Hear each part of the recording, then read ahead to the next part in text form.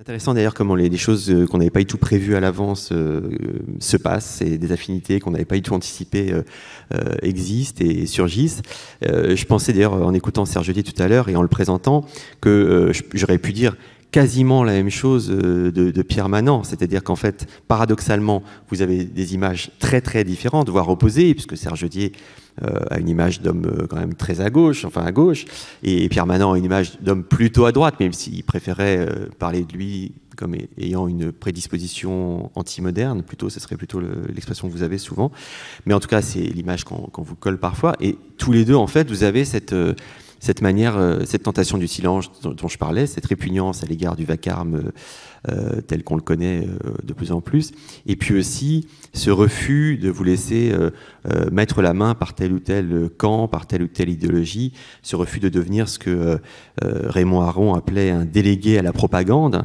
Et c'est intéressant parce que Raymond Aron a été cité par Serge Dié tout à l'heure, mais Raymond Aron a beaucoup compté pour vous, cher Pierre Manent. Vous avez été son assistant il y a longtemps, pendant quelques années, et il a au Collège de France, assistant au Collège de France. Il a beaucoup compté pour vous et il vous a notamment, vous avez retenu de lui, vous avez en partage avec lui à nouveau une certaine disposition, une certaine manière de vous passionner pour la politique, y compris pour ces débats les plus périlleux, les plus vifs, tout en gardant votre calme, votre sérénité. Même quand les coups portés sont très violents ou que l'ambiance est très dure, eh bien vous essayez de rester calme. Je me souviens d'un article du Monde des Livres où vous aviez dit à mon collègue Florent Georgesco « Je plaide pour les pouvoirs éclairants d'une conversation civique un peu libre ». Voilà, je plaide pour les pouvoirs éclairants d'une conversation civique un peu libre. Ça pourrait être un peu le slogan de ce forum. Et pour nourrir cette conversation, vous proposez régulièrement des interventions, des textes, évidemment des livres, où vous avez exploré, je ne vais pas tous les citer, mais notamment le destin de la pensée libérale, le destin de l'idée nationale aussi. Vous avez publié, entre autres, une histoire intellectuelle du libéralisme, qui est devenue un classique. Vous avez publié un livre sur les nations qui s'appelle « La raison des nations », c'était chez Gallimard en 2006. Et votre réflexion politique, bon, je ne sais pas si on peut le dire, parce que c'est public et vous en parlez souvent. Je disais la même chose ce matin d'Olivier Boulnois. Votre réflexion politique est aussi imprégnée par le rapport très fort que vous avez à la foi, à l'espérance catholique, comme en témoigne d'ailleurs, une fois de plus, votre tout dernier ouvrage qui vient de paraître chez Grasset et qui s'intitule « Pascal et la proposition chrétienne ». Voilà, Pierre Manent, merci beaucoup d'être ici et vous avez la parole pour 20 à 25 minutes également. Oui, est-ce que Pierre Manent peut parler avec le... Je crois que ça marche, hein. Allez-y, lancez-vous et on va voir. Le petit micro qui a l'air de rien, mais en fait... Est-ce que vous m'entendez? Très bien. Excusez-moi, je préfère parler assis, non pas que je ne puisse me lever, mais quand je suis debout, je parle trop vite et je m'échauffe. Et cela contredirait le calme que je laisse attendre.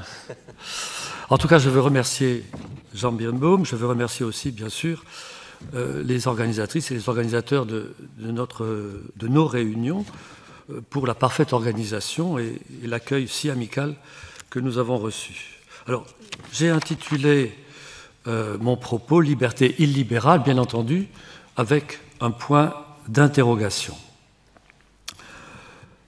La liberté, plus encore que l'égalité, définit le projet moderne. Ce que j'appelle, avec beaucoup d'autres, le projet moderne. La liberté qui nous définit est en même temps indéfinissable, ou très difficile à définir. Dans le monde ancien, grec, romain, païen, la liberté était une notion définie, étant une notion immédiatement politique. Elle caractérisait un régime politique particulier, la démocratie. Elle qualifiait cette partie de la cité qu'étaient les hommes libres, les citoyens libres, les hommes libres qui étaient les citoyens, ceux qui n'avaient d'autre qualité que d'être libres, et qui formaient la partie la plus nombreuse des citoyens, ceux qui prévalaient dans le régime démocratique et soutenaient le régime démocratique, donc le démos, qui avait dans ce régime le kratos. Donc, la liberté dans le monde ancien, était définie par une double distinction. D'une part, elle caractérisait les citoyens membres du démos et les distinguait des autres citoyens, de ceux qui, en plus d'être citoyens, étaient aussi riches, partie considérable de la cité grecque, ou bien alors qui étaient aussi bien nés, comme disaient les Grecs, eugeneis, donc ceux qui avaient une bonne naissance et qui prétendaient eux aussi au pouvoir dans la cité. Donc, la liberté était définie d'une part par le plus grand nombre des citoyens et, d'autre part, qui les distinguait donc de ceux qui étaient en plus riches ou bien nés, et de ceux, bien sûr, qui n'étaient pas citoyens et qui étaient les plus nombreux, femmes, métèques, esclaves. Donc, la liberté dans le monde ancien a un sens parfaitement défini, car elle assure le lien, la notion assure le lien entre un groupe social et politique, un principe de légitimité, le libre citoyen, et une finalité, la liberté comme objectif de ce groupe social et politique. Si vous prenez le livre 8 de la République d'Aristote, vous voyez, de la République de Platon, pardon, vous voyez comment Platon décrit les excès de la liberté démocratique lorsque, n'est-ce pas, les vieillards parlent comme des enfants et les enfants se conduisent comme des vieillards, et où même les animaux ne laissent pas la place aux hommes sur le chemin. Donc, la notion de liberté dans le monde grec, dans le monde ancien, était une notion parfaitement définie, étant une notion éminemment politique.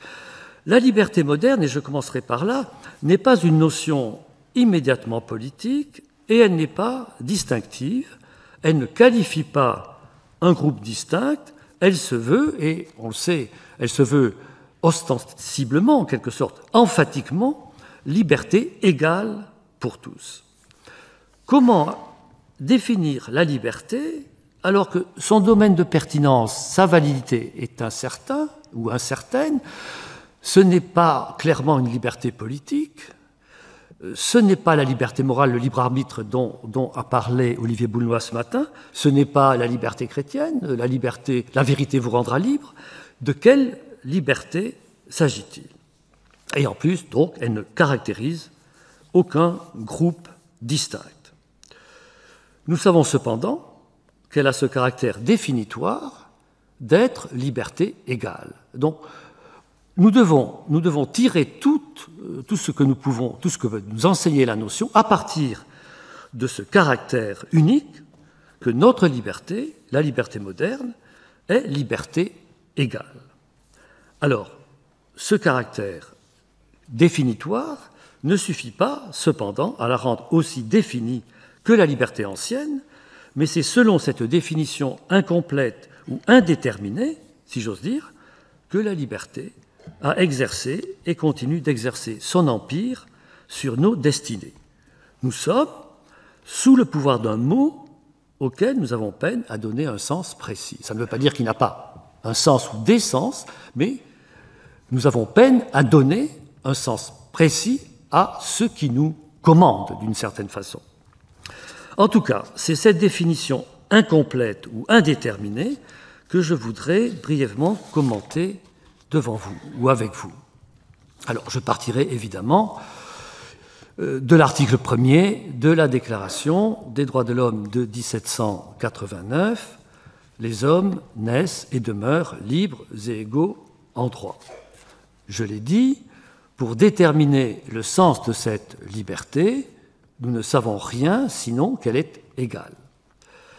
Si cet attribut ne suffit pas à la déterminer politiquement, socialement, il permet en tout cas de lui donner un sens concret, opérationnel en quelque sorte, qui pourrait se traduire par cette formule qui devint populaire à l'époque de la Révolution, et que même, je crois, Robespierre lui-même aimait employer: la liberté de chacun s'arrête où commence celle des autres. D'ailleurs, Sabrine Robert-Coindé a évoqué l'article 4 de la Déclaration: la liberté consiste à faire ce qui ne nuit pas à autrui.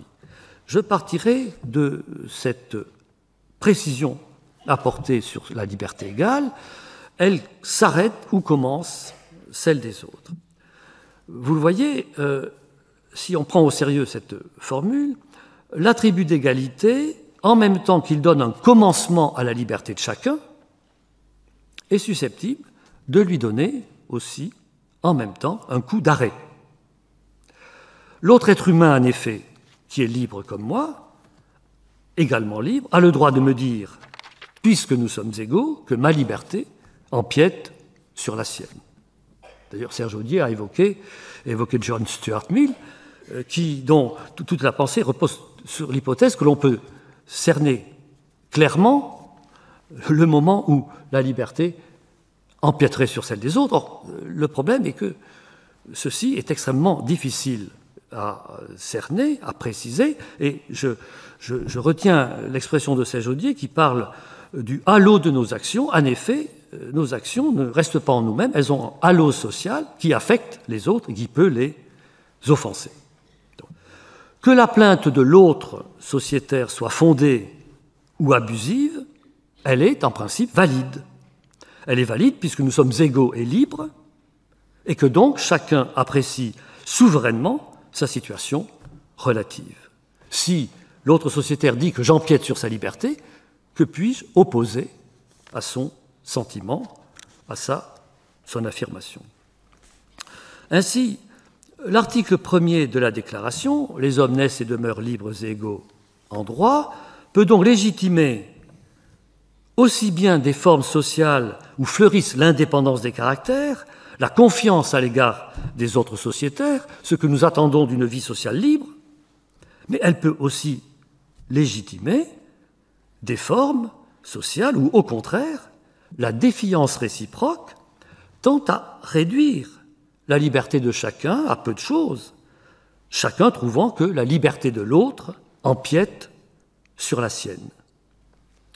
De fait, dans la dernière période, parmi nous, on s'est beaucoup étonné et souvent indigné, vous le savez comme moi, de certaines conduites propres à la société américaine, mais qui tendent à se répandre en Europe, lorsque certains sociétaires réclament de pouvoir se réfugier dans ce qu'on appelle aux États-Unis des safe spaces, ceci a été mentionné ce matin, des espaces sûrs, des espaces où l'on est tranquille, où l'on se sent en sécurité, ce qui veut dire, aux États-Unis, des espaces où l'on est à l'abri de la présence, à nos yeux, offensante ou blessante d'autres sociétaires, qui, par ce qu'ils disent ou simplement par ce qu'ils sont, nous empiéteraient sur notre sphère de respiration, en quelque sorte,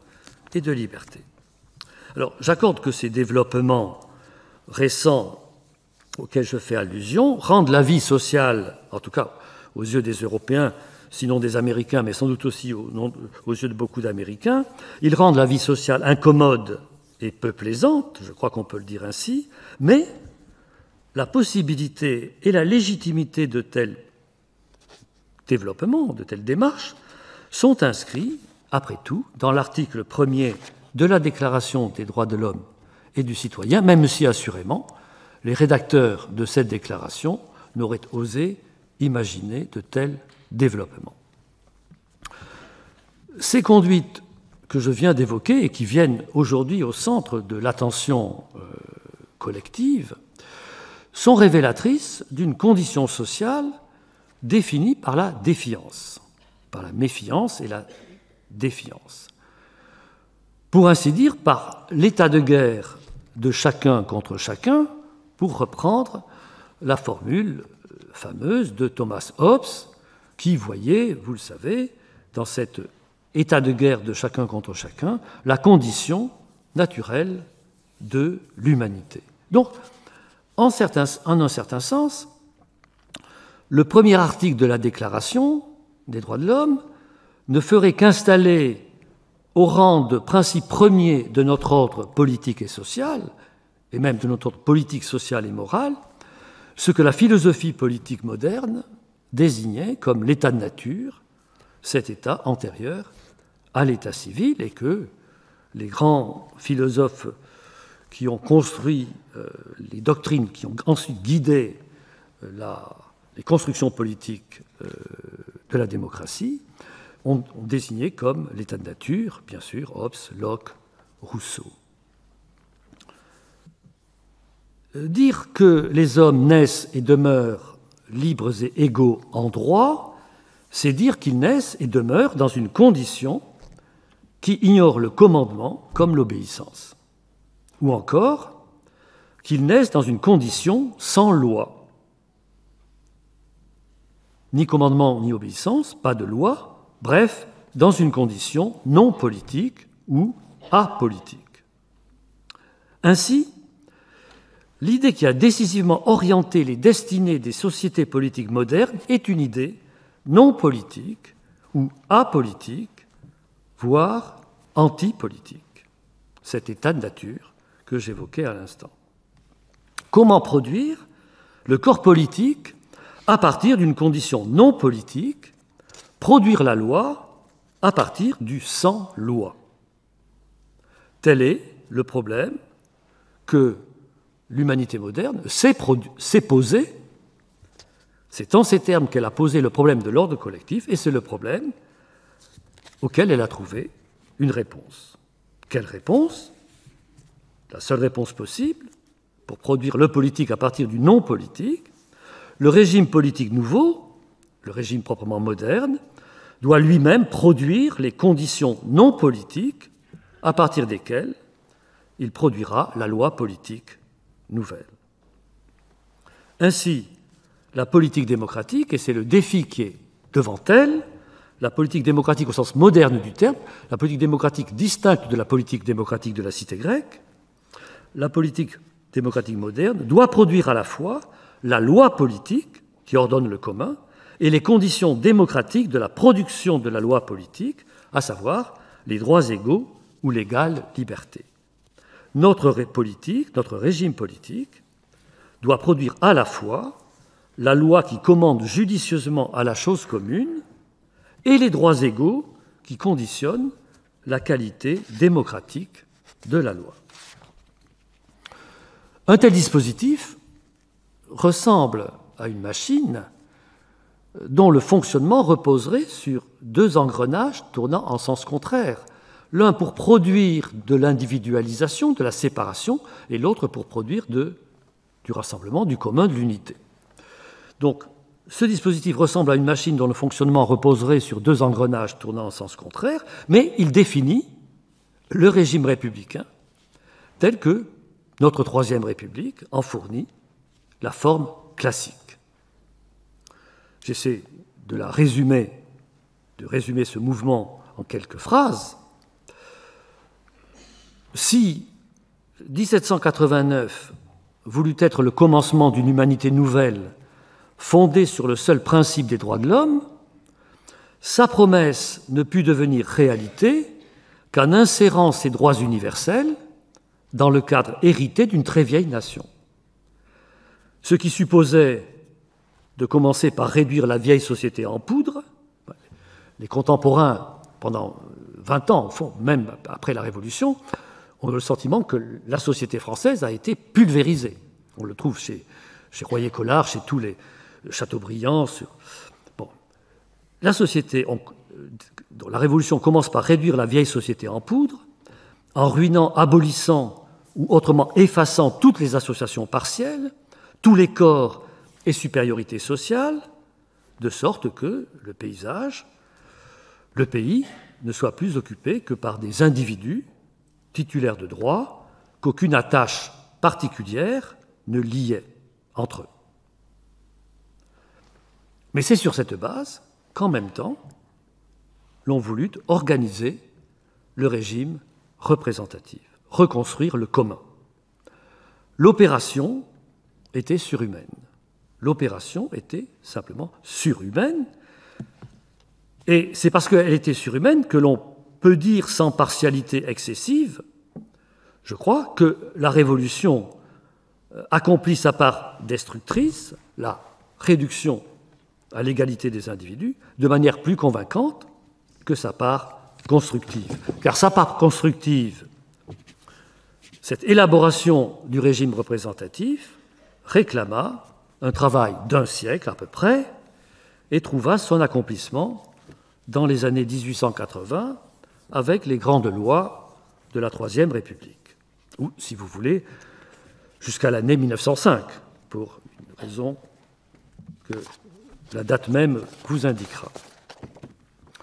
La vertu de la Troisième République ne consista pas seulement à instituer les droits nouveaux et les libertés nouvelles, les libertés publiques, mais, le point est trop rarement souligné, car il semble évident, mais à accepter d'être le régime successeur d'une longue suite de régimes d'une même nation, et en particulier de la monarchie, fondée sur des principes, pour ainsi dire, opposés aux principes de la République. La République se pensa et se donna comme le régime nouveau de la France, bien sûr, de la France nouvelle, certes, mais qui continuait une longue histoire de laquelle l'instruction publique était particulièrement soucieuse d'instruire les Français. La République ne fut pas impartiale, mais elle fut plus associante qu'aucun régime concurrent, et elle réussit à associer la Nouvelle-France à l'ancienne, ce qui donne tout son poids, je dirais, de discernement ou d'intelligence politique à la formule fameuse de Charles Péguy, « La République, notre royaume de France ». Il faudrait ici donner au moins une esquisse de l'histoire de ce régime et montrer comment il fut progressivement déchiré par la contestation du socialisme et du nationalisme, puis comment, après le regain qui a suivi la Seconde Guerre mondiale, il s'est progressivement étiolé, ce régime représentatif. Alors, je n'ai pas le temps de faire ce parcours historique, je m'en tiens... Vous avez encore un peu de temps, quand même. Hein. Oui. Allez-y, hein, prenez... Je m'en tiens à la situation présente. Des deux éléments qui forment notre dispositif politique, le gouvernement représentatif et l'état des droits, le premier élément est épuisé, le gouvernement représentatif, tandis que le second, l'état des droits, connaît une hypertrophie que rien n'arrête. Et ce déséquilibre croissant définit à mes yeux la crise présente. La condition de légitimité de notre régime, l'égalité des droits, que personne ne conteste, je crois, cette condition de légitimité est devenue ce qu'elle n'était pas. Sa finalité de plus en plus exclusive et des droits, égalité de droits désormais de moins en moins liée à l'ordre politique, au commun. Que la loi politique, parmi nous, soit de plus en plus occupée à accroître l'espace des libertés non politiques, change profondément le caractère et le sens de la liberté dans notre régime. De fait, je crois, il me semble que, et peut-être ce diagnostic ne rencontrera pas votre agrément, il me semble que les libertés nouvelles ont été accompagnées d'une diminution de la liberté d'opinion et d'expression, y compris et d'abord liberté d'opinion et d'expression sur ces nouvelles libertés. Les libertés nouvelles inscrites dans la loi ne peuvent plus être librement discutées. Une fois qu'un nouveau droit a été institué par la loi, il est, pour ainsi dire, retiré du débat public. Alors, je ne parle pas, bien sûr, du débat législatif, qui est évidemment clos, mais du débat intellectuel, de la réflexion sur les mérites de la loi nouvelle, qui, pour ainsi dire, ne sont plus vraiment autorisés, qui se risquent à élever des objections contre l'institution de ce droit nouveau, sort du cercle, ou risque de sortir du cercle, des participants légitimes au débat public. Comment une liberté nouvelle qui, il y a 20 ans, n'était envisagée par personne, ne peut plus être, 20 ans après, contestée par personne? Le fait reste pour moi très énigmatique, et je voudrais proposer 2 suggestions. Les nouveaux droits, les nouvelles libertés concernent principalement la vie privée, souvent la vie intime, ils ne concernent pas la vie commune. À la différence des libertés publiques qui ouvraient sur une plus grande vitalité du commun, l'extension du droit à l'éducation gratuite, du droit de vote, l'exercice de la liberté d'association étendait et améliorait la participation au commun, bien sûr. Donc, à la différence des libertés publiques, les nouveaux droits s'arrêtent, pour ainsi dire, à eux-mêmes. L'ouverture du mariage aux couples de personnes du même sexe, de quelque façon qu'on en juge par ailleurs, n'entretient aucun rapport avec le gouvernement du commun. La loi de 2013 change radicalement la définition du mariage sans toucher en rien l'institution politique.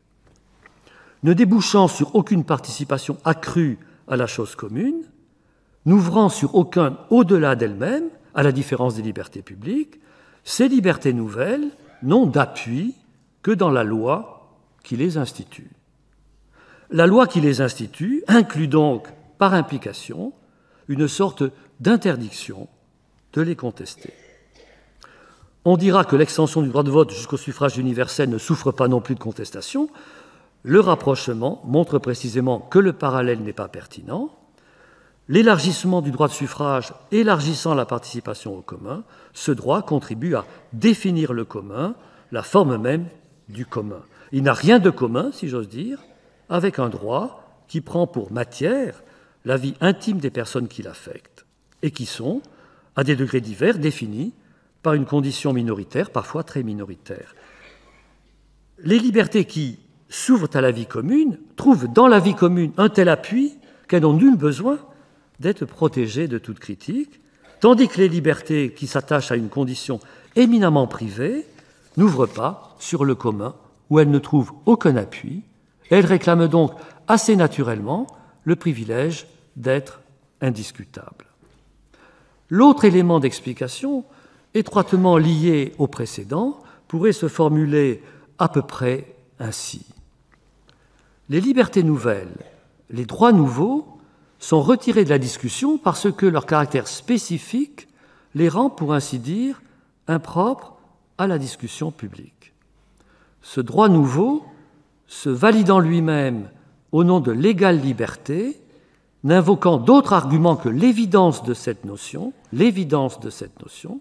il n'invite à aucune discussion.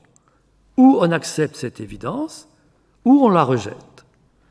Si l'on entre à son propos dans une discussion, par exemple, sur les conséquences de ce droit pour la configuration de la vie commune, il perd immédiatement le caractère d'évidence qui faisait sa force irrésistible. Ce nouveau droit a été déclaré évident, car reposant sur un principe évident. Qui conteste ou semble contester une telle évidence, évidence non pas géométrique mais morale, révèle par lui-même, aux yeux de l'opinion qui prévaut aujourd'hui, révèle par lui-même un esprit particulièrement étroit ou obtus, voire une volonté vicieuse, hostile aux droits élémentaires de l'être humain. Les nouveaux droits sont donc retirés de la discussion. Toujours plus nouveaux, ils sont de plus en plus rapidement validés par la loi ou par l'usage public.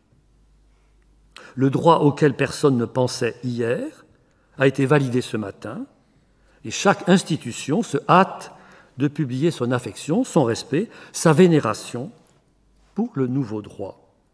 On se précipite vers l'approbation dans un vertige de conformité. Pourquoi cette précipitation, D'où ce vertige? À mon sens, il découle du déséquilibre croissant, déjà mentionné, entre la part du gouvernement représentatif et celle de l'état des droits dans notre dispositif. J'insiste sur les termes, l'état des droits. Nous ne vivons pas sous l'état de droit, nous vivons sous l'état de droit, mais nous vivons surtout aujourd'hui sur l'état des droits, qui est tout à fait autre chose que l'état de droit. Le gouvernement représentatif, obligeant à un effort collectif sur la meilleure définition du commun, mobilise toutes les parties du corps civique, suscitant de multiples idées, souvent divergentes et parfois ou souvent incompatibles. Ce que j'appellerais l'ascèse représentative réclame et produit une grande liberté d'opinion dans la société. La logique partisane forçant à ouvrir l'espace public aux opinions les plus opposées. Ces oppositions peuvent conduire à des déchirements périlleux du corps civique, en effet, mais en règle générale, les divergences sur le commun contribuent au renforcement du commun. L'enjeu, à savoir la configuration du commun, est partagé par tous, il est commun précisément. Ainsi, le gouvernement représentatif, s'il est un état de marche, produit naturellement des raisons communes. L'état des droits, ce que j'appelle l'état des droits, une fois qu'il a commencé à divorcer du gouvernement représentatif, ce qui est en train de se passer, entre dans ce que j'appellerais une relation spéculaire exclusive avec les droits qu'il est censé garantir. Il y a l'État et les droits individuels. Ces droits sont les droits de l'homme séparés, comme disait Marx, comme sont séparés les hommes dans l'état de nature, chacun titulaire d'un droit qui lui est propre, éminemment propre, exclusivement propre. Ce droit, étant droit de l'homme séparé, ne porte évidemment que sur le titulaire du droit, que sur son être propre, spécialement sur ce qui lui est le plus propre. Ainsi, l'institution la plus générale est en rapport direct avec le droit le plus propre de chacun. Il ne reste plus de place pour le commun.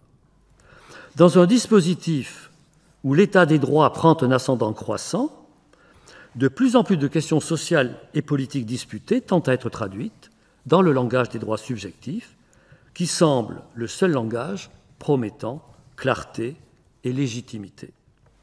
Le langage dans lequel se dit la vie commune comporte évidemment opacité, équivoque. Il appelle des arguments qui suscitent des objections.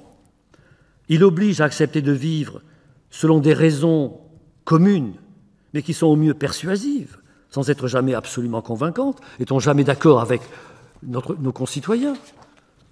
Dans ce contexte, chacun doit rendre raison de ce qu'il avance concernant le commun, sans pouvoir jamais satisfaire tous ceux à qui il s'adresse. Le langage des droits, au contraire, enraciné comme il est aujourd'hui dans la subjectivité séparée, je souligne le qualificatif, n'a nul besoin d'avancer des raisons qui, au contraire, affaibliraient sa cause. Un nouveau droit est justifié dès l'instant qu'il est réclamé, puisque seul le sujet du droit est juge de son droit, et que l'État est chargé de garantir son droit. C'est pourquoi l'opinion ne prend plus le temps de discuter de la validité du nouveau droit, mais tend à l'accorder précipitamment. Elle a pris l'habitude de reconnaître des droits qui dédaignent de donner leurs raisons. Je conclus.